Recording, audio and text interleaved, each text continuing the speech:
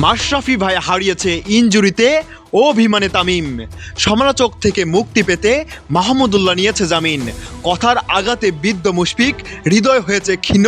নবাব সাকিব আর ফিরতে পারেনি, প্রেক্ষাপট ছিল ভিন্ন। শেষের পথে আজ পঞ্চপাণ্ডবের রাজত্ব। ক্রিকেট এখন আর ভালো লাগে না, শুনতেই লাগে বিষাক্ত। বাংলাদেশের ক্রিকেটের এক সোনালী অধ্যায়ের নাম পঞ্চপাণ্ডব।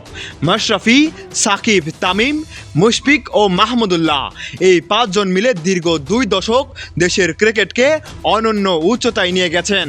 কিন্তু সময়ের প্রয়াস আর নানা বিতর্কের ভিড়ে আজ সেই রাজত্ব শেষের পথে। ইনজুরি আর নানা অভিমানে কেউ মাঠের বাইরে, আবার কেউ সমালোচনার বানে জর্জরিত।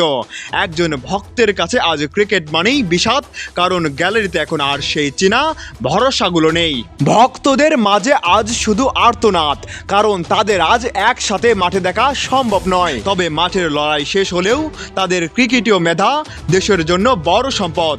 ক্রিকেট বোর্ড যদি তাদের সঠিক সম্মান দিতে নীতি নির্ধারণের পর্যায়ে যুক্ত করে, তবে ক্রিকেট সুদিন ফিরে পাবে।